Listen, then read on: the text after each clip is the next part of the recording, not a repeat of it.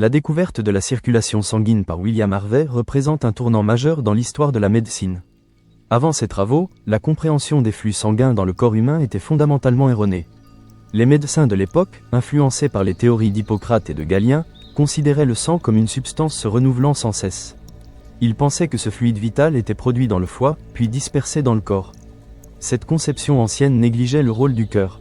William Harvey, né en 1600 à Folkestone, en Angleterre, a consacré une grande partie de sa vie à l'étude de l'anatomie et de la physiologie.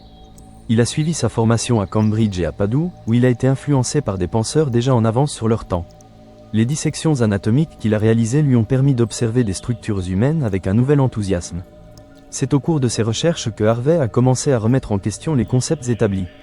En 1628, Harvey publie son ouvrage majeur intitulé « Exercitatio anatomica de motu cordis et sanguinis in animalibus ».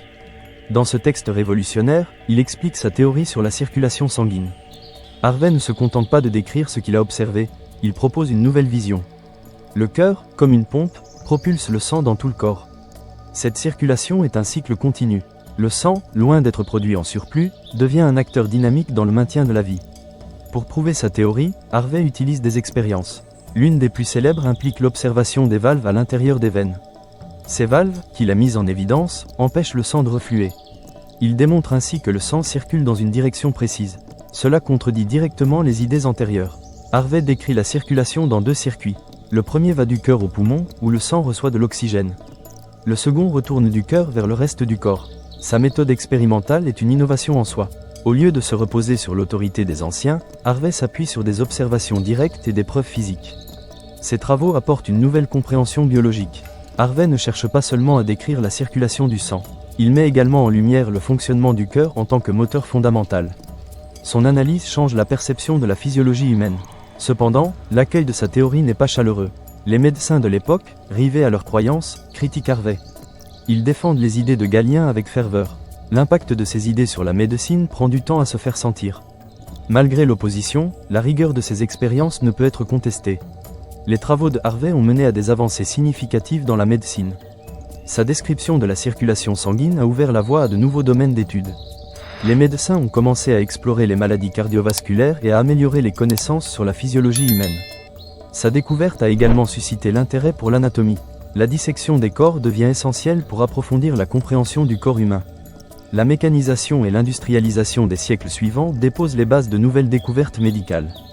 Au XIXe siècle, des personnalités comme René Laennec et Louis Pasteur s'appuient sur les travaux de Harvey pour développer le stéthoscope et la théorie germinale des maladies. Ces avancées montrent que la recherche médicale évolue. La technique et la méthode scientifique se systématisent. Il est intéressant de noter que Harvey a également contribué à l'avancement d'une approche scientifique rigoureuse dans d'autres domaines. En tant que médecin, il a été un pionnier des désinfectants et de la compréhension des infections. En même temps, il prenait des méthodes de traitement basées sur des preuves. La médecine commence alors à se concentrer sur des observations empiriques. Les implications de la découverte de la circulation sanguine vont au-delà du champ médical. Elles incitent à une reformulation générale de la science. Dans ce cadre, le travail de Harvey devient un modèle d'excellence dans la recherche scientifique. Son approche expérimentale a inspiré d'autres chercheurs dans divers domaines. Des concepts de circulation sanguine s'appliquent également à d'autres systèmes biologiques. En portraiturant Harvey, il est essentiel de mentionner son rôle dans le démarrage du mouvement scientifique moderne. Sa détermination à révéler la vérité du corps humain, malgré l'opposition, symbolise l'esprit de la Renaissance. Cela met en lumière la lutte pour la connaissance face à des dogmes bien ancrés. Une des nombreuses anecdotes fascinantes est le fait que Harvey s'inspirait aussi de la métaphore. Il comparait le système circulatoire à un fleuve. Ces métaphores ont aidé à vulgariser son propos. Elles l'ont rendu accessible à un public plus large. Finalement, la découverte de la circulation sanguine par Harvey est une illustration parfaite des changements que la science peut engendrer. Cela montre comment la curiosité intellectuelle et l'observation rigoureuse peuvent bouleverser notre compréhension du monde. Ainsi, son travail ne se limite pas à la médecine. Il reflète l'intensité d'une période où la recherche de la vérité prime sur tous les autres impératifs. Aujourd'hui, nous devons honorer la mémoire de Harvey en continuant à encourager l'esprit critique et l'expérimentation.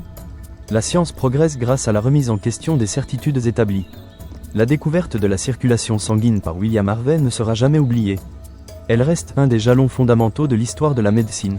Son influence est toujours perceptible dans la manière dont la médecine se pratique de nos jours. Cela démontre combien il est impératif de se questionner sans cesse. Les découvertes de Harvey rappellent que la recherche de la vérité est ce qui anime les sciences. Les leçons tirées de sa découverte continuent à marquer les esprits aujourd'hui.